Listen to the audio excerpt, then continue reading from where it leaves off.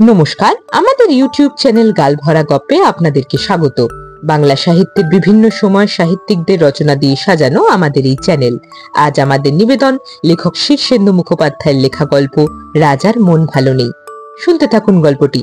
কেমন লাগলো জানাবেন কমেন্ট করে। ভালো লাগলে লাইক করবেন, শেয়ার করবেন বন্ধুদের সাথে, আর চ্যানেলটা সাবস্ক্রাইব করতে ভুলবেন না। রাজার মন আর কিছুতেই ভালো হচ্ছে না। মন ভালো করতে লোকেরা কম মেহনত করেনি। রাজাকে গান শোনানো হয়েছে, নাচ দেখানো হয়েছে, বিদূষক এসে হাজার রকমের ভাঁড়ামি করেছে। যাত্রা, নাটক, মেলা, মৎসব, যাগ যজ্ঞ, পুজো পাঠ সব হলো।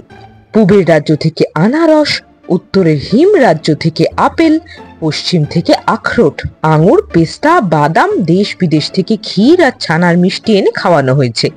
এখন সাহেব আর চিনি রসুইকররা দুবেলা হরেক রকম খাবার বানাচ্ছে। রাজা দেখছেন, শুনছেন, খাচ্ছেন, কিন্তু তবু ঘন্টায় ঘন্টায় বুক কাঁপিয়ে হুহুঙ্কারে এক একটা দীর্ঘশ্বাস ফেলছেন। না হে, মনটা ভালো নেই। রাজবৈদ্য এসে সারা দিন নারী টিপে চোখ বুজে থাকেন। নারী কখনো তেজি, কখনো মহা, কখনো মোটা, কখনো সরু। রাজবৈদ্য আপন মনে করেন। তারপর শতেক রকম শিকড় বাকড় পাতা বেটে ওষুধ তৈরি করে শতেক অনুপান দিয়ে রাজাকে খাওয়ান। রাজা খেয়ে যান, তারপর হরাস করে দীর্ঘশ্বাস বেরিয়ে যায়। না হে, মনটা ভালো নেই। রাজার মন ভালো করতে রাজপুত্র আর সেনাপতিরা আশেপাশের গোটা 10 রাজ্য জয় করে হেরো রাজাগুলোকে বন্দি করে নিয়ে এলো। রাজা তাকে দেখলেন, তারপরই অজান্তে একটা দীর্ঘশ্বাস ফেললেন। মনটা বড়ই খারাপ রে। তখন মন্ত্রী মশাই রাজার তীর্থযাত্রা আর দেশ ভ্রমণের ব্যবস্থা করলেন। লোক লস্কর পাইক পেয়াদা নিয়ে রাজা সদেরে তীর্থ আর দেশ দেশান্তর ঘুরে এসে হাত মুখ ধুয়ে সিংহাসনে বসে বললেন, হায় হায়, মনটা একদম ভালো নেই। ওদিকে ভাঁড়ামি করে করে রাজার বিদূষক হেদিয়ে পড়ায় চাকরি ছেড়ে দিয়েছে।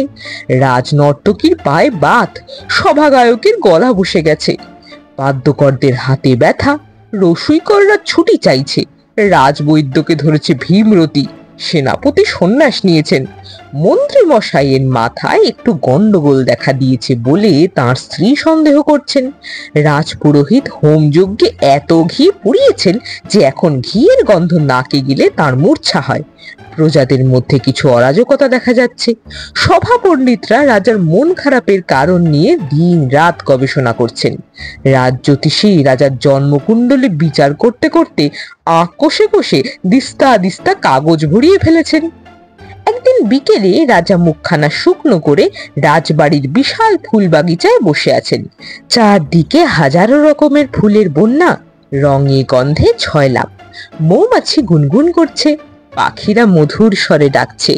সামনে বিশাল সুন্দর দিঘিতে মৃদু মন্দ বাতাস ঢেউ খেলছে, রাজহাঁস চড়ে বেড়াচ্ছে। রাজা চুপচাপ বসে থেকে হঠাৎ সিংহ গর্জনে বলে উঠলেন, করদান চাই। মন্ত্রী পাশেই ছিলেন, আপন মনে বিড়বিড় করছিলেন, মাথা খারাপের লক্ষণ। রাজার হুঙ্কারে চমকে উঠে বললেন, আগে কার গরদান মহারাজ? রাজা লজ্জা পেয়ে বললেন, দাঁড়াও, একটু ভেবে দেখি। হঠাৎ মনে হলো কার যেন গরদান নেওয়া দরকার। মন্ত্রী বললেন, ভাবুন মহারাজ, আর একটু কষে ভাবুন, মনে পড়লেই গরদান হাজির করব। বহুকালের মধ্যেও রাজা মুখ ফুটে কিছুই চাননি। হঠাৎ গরদান চাওয়ায় মন্ত্রীর আশা হলো এবার রাজার মন মতো একটা গরদান দিলে বোধহয় মন ভালো হবে। রাজ্যে গরদান খুবই সহজলভ্য। পরদিন সকালে রাজসভার কাজ শেষ হওয়ার পর রাজা মন্ত্রীকে ডেকে বললেন, না হে, গরদান নয়, গরদান চাই না। অন্য একটা কি যেন চেয়েছিলাম, এখন আর মনে পড়ছে না। বিকেল বেলা রাজা প্রাসাদের বিশাল ছাদে পায়চারি করছিলেন। সঙ্গে রাজকীয় কুকুর, তাম্বুলদার, হুক্কাদার, মন্ত্রী। পায়চারি করতে করতে রাজা হঠাৎ নদীর ওপারে গ্রামের দিকে চেঁচিয়ে উঠলেন, এই বুড়ির ঘরে আগুন দে, আগুন দে বুড়ির ঘরে। মন্ত্রী বিড়বিড় করা থেমে গেল। রাজার সম্মুখে দাঁড়িয়ে হাত জোর করে বললেন, হ্যাঁ, জো হুকুম মহারাজ, শুধু বুড়ির নামটা বলুন। রাজা অবাক হয়ে বললেন, এই কি বললাম বলো তো? আগে এই যে বুড়ির ঘরে আগুন দিতে বললেন। রাজা ঘাট চুলকে বললেন, বলেছি নাকি? আচ্ছা, একটু ভেবে দেখি।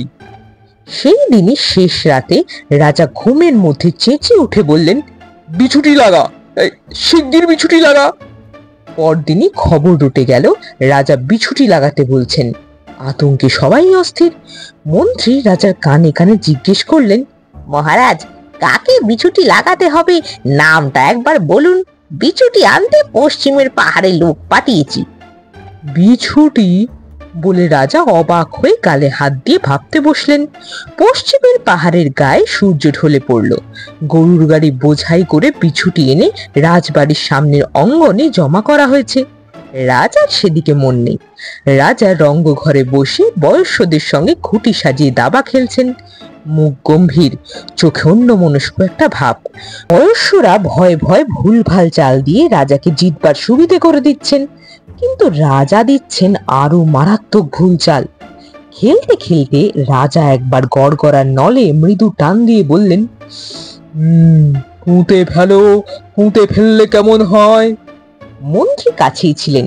বিড়বিড় করা থামিয়ে বিগলিত হয়ে বললেন, খুব ভালো হয় মহারাজ, শুধু একবার হুকুম করুন। রাজা আকাশ থেকে পড়ে বললেন, কিসের ভালো হয়? কিছুতেই ভালো হবে না মন্ত্রী, মনটা একদম খারাপ। মন্ত্রী বিমর্ষ হয়ে আবার বিড়বিড় করতে লাগলেন। পরদিন রাজা শিকারে গেলেন। সঙ্গে বিস্তর লোক, লস্কর, অস্ত্র শস্ত্র, ঘোড়া, রথ। বনের মধ্যে রাজা শিকারের সুবিধের জন্য হরিণ, খরগোশ, পাখি ইত্যাদি বেঁধে বিভিন্ন জায়গায় রাখা হয়েছে। একটা বাঘও আছে। রাজা ঘোড়ার পিঠে বসে অনেকক্ষণ ধরে ঘুরে ঘুরে দেখলেন, কিন্তু একটাও তীর ছুড়লেন না। দুপুরে বনভোজনে বসে পোলাও দিয়ে মাংসের ঝোল মেখে খেতে খেতে বলে উঠলেন, বাপরে, ভীষণ ভূত! মন্ত্রী মশাই সঙ্গে সঙ্গে মাংসের হাত মাথায় মুছে উঠে পড়লেন। রাজা মশাইয়ের সামনে এসে বললেন, তাই বলুন মহারাজ, ভূত? তারই বা ভাব নাকি? ভূতের রোজাকে ধরে আনাচ্ছি। রাজ্যের যত ভূত আছে না, ধরে ধরে সব শুলে দেওয়া হবে। রাজা মশাই হাঁ করে রইলেন। বললেন, ভূত? না না না না, ভূত নয়। ভূত হবে কি করে? ভূতের কি কখনো মাথা ধরে? মন্ত্রী মশাই আশার আলো দেখতে পেয়ে বিগলিত হয়ে বললেন, মাথা ধরলেও বদ্যি ভূত আছে, তারা ভূতের সব ওষুধ জানে। রাজা গম্ভীর হয়ে বললেন, আমি ভূতের কথা ভাবছি না, মনটা বড় খারাপ। কয়েকদিন পর রাজা এক জ্যোৎস্না রাতে অন্দরমহলে অলিন্দে রানীর পাশাপাশি বসেছিলেন। হঠাৎ বললেন, চলো রানী, চাঁদের আলোয় বসে পান্তা ভাত খাই। রানী তো প্রথমে অবাক, তারপর তাড়াতাড়ি মন্ত্রীকে ডেকে পাঠালেন। মন্ত্রী এসে হাত জোর করে বললেন, তাই আর বেশি কথা কি? ওরে, তোরা সব পান্তা ভাতের জোগাড় কর। রাজা অবাক হয়ে বললেন, পান্তা ভাত? পান্তা ভাতটা কি জিনিস বলো তো? জলে ভেজানো ভাত মহারাজ, গরিবরা খায়। কিন্তু আপনি তো নিজেই পান্তা ভাতের কথা বললেন। বলেছি, তা হবে। কখন যে কি বলি, মনটা ভালো নেই তো তাই। মন্ত্রী মশাই ফিরে গেলেন। তবে সেই রাত্রেই তিনি রাজ্যের সবচেয়ে সেরা বাছা বাছা 4 জন গুপ্তচরকে ডেকে বললেন, ওরে, তোরা আজ থেকে পালা করে রাজা মশাইয়ের ওপর নজর রাখবি 24 ঘন্টা। পর তিনি এক গুপ্তচর এসে খবর দিল, রাজামশাই ভোর রাত্রে বিছানা থেকে নেমে অনেকক্ষণ হামা দিয়েছেন ঘরের মেঝে। আর একজন বলল, রাজা মশাই একা একাই লাল জামা নেব বলে খোঁত খোঁত করে কাঁদছেন। আর একজন এসে খবর দিল, রাজামশাই এক দাসীর বাচ্চা ছেলের হাত থেকে একটা মন্ডা কেড়ে নিয়ে নিজেই খেয়ে ফেললেন এই মাত্র। চতুর্থ জন বলল, আমি অত শত জানি না, শুধু শুনলাম রাজামশাই খুব ঘন ঘন ঢেকুর তুলছেন আর বলছেন, সবই তো হলো, আর কেন? মন্ত্রী মশাইয়ের মাথা আরো গরম হলো। তবু বললেন, ঠিক আছে, নজর রেখে যা। পরদিনই প্রথম গুপ্তচর এসে বলল, আগে রাজা মশাই আমাকে ধরে ফেলেছেন। রাত্রে শোবার ঘরের জানলা দিয়ে যেই উকি দিয়েছি, দেখি রাজা মশাই আমার দিকে চেয়ে আছেন।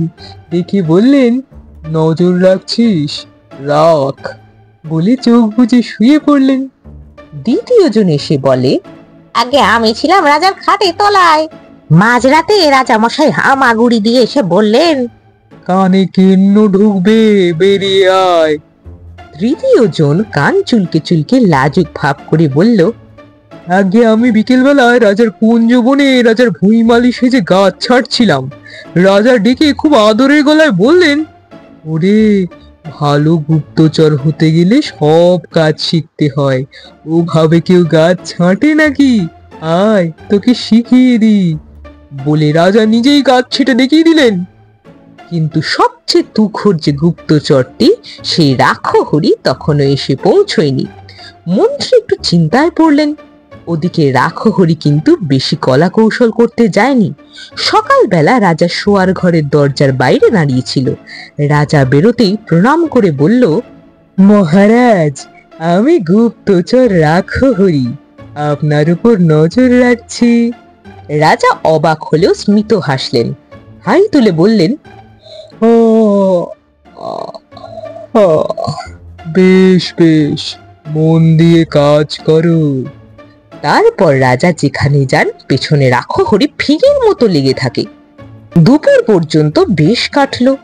দুপুরে খাওয়ার পর পান চিবোতে চিবোতে রাজা হঠাৎ বললেন, চিমটি দে, ধরে রাম চিমটি দে। সঙ্গে সঙ্গে রাক্ষহরি রাজার পেটে বিশাল এক চিমটি বসিয়ে দিল। রাজা আঁক করে উঠে বললেন, করিস কি, করিস কি? ওরে বাবা! রাক্ষহরি বলল, আগে আপনি বললেন যে। পেটে হাত বোলাতে বোলাতে রাজা কিন্তু হাসলেন। আবার দুপুর গড়িয়ে বিকেল হলো। রাজা বাগানে বেড়াতে বেড়াতে হঠাৎ বলে উঠলেন, ল্যাং মেরে ফেলে দে, ফেলে দে ল্যাং মেরে। বলতে না বলতেই রাক্ষহরি ল্যাং মারল। রাজা চিৎপটাং হয়ে পড়ে পিটপিট করতে লাগলেন। রাক্ষহরি রাজার গায়ে ধুলো টুলো ঝেড়ে দাঁড় করিয়ে রাজার পায়ের ধুলো নিল। রাজা শ্বাস ফেলে বললেন, রাত পর্যন্ত রাজা আর কোনো ঝামেলা করলেন না। রাক্ষহরি রাজার পিছু পিছু শোবার ঘরে ঢুকলো এবং রাজার সামনেই একটা আলমারির ধারে লুকিয়ে রইল। রাজা আর চোখে দেখে একটু হাসলেন, আপত্তি করলেন না। তবে শোয়ার কিছুক্ষণ পরেই রাজা হঠাৎ খুঁতখুঁত করে বলে উঠলেন, ঠান্ডা জলে চান করব, ঠান্ডা জলে। রাক্ষহরি বিদ্যুৎ গতিতে রাজার ঘরের সোনার কলসে কেওড়া আর গোলাপের সুগন্ধ মেশানো জলটা সবটুকু রাজার গায়ে ঢেলে দিল। রাজা চমকে হেঁচে কেসে উঠলেন, কিন্তু খুব অসন্তুষ্ট হয়েছেন বলে মনে হলো না। রাক্ষহরির দিকে চেয়ে একটু হেসে বললেন, আচ্ছা, শুগে যা। রাক্ষহরি অবশ্য শুতে গেল না, পাহারায় রইল। সকালে উঠে রাজা হাই তুলে হঠাৎ বললেন, দে, বুকে ছোড়া বসিয়ে দে। চকিতে রাক্ষহরি কোমরের ছোড়াখানা খুলে রাজার বুকে ধরল। ভেবা চাকা খেয়ে রাজা বললেন, থাক থাক থাক থাক, ওতেই হবে। তোর কথা আমার মনে ছিল না। রাক্ষহরি ছোড়াটা খাপে ভরতেই রাজা হো হো করে হাসতে লাগলেন। সে হাসি এমনই যে রাজবাড়ির লোকজন সব ছুটে এলো। রাজা হাসতে হাসতে দুহাতে পেট চেপে ধরে বললেন,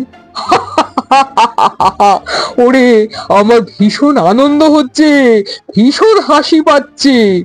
খবর পেয়ে মন্ত্রীও এসেছেন।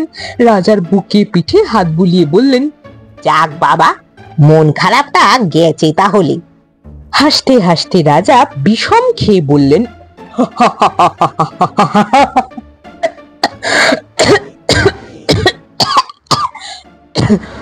ওহো, কি আনন্দ, কি আনন্দ। তারপর থেকে রাজার মন খারাপ কেটে গেল। কিন্তু নতুন একটা সমস্যা দেখা দিল আবার। কারণ নেই কিছু, রাজা সব সময় কেবল ফিকফিক করে হেসে ফেলছেন। খুব দুঃসংবাদ দিলেও হাসতে থাকেন। যুদ্ধে হার হয়েছে, অমুক মারা গেছে, রাজ্যে দুর্ভিক্ষ দেখা দিয়েছে, দক্ষিণের রাজ্যের প্রজারা বিদ্রোহ করছে। রাজার হাসি বন্ধ করার জন্য মন্ত্রীকে এখন আবার দ্বিগুণ ভাবতে হচ্ছে। শুনছিলেন লেখক শীর্ষেন্দু মুখোপাধ্যায়ের লেখা গল্প রাজার মন ভালো নেই। কেমন লাগলো গল্পটি জানাবেন কমেন্ট করে। ভালো লাগলে লাইক করবেন, শেয়ার করবেন বন্ধুদের সাথে, আর চ্যানেলটা সাবস্ক্রাইব করতে ভুলবেন না।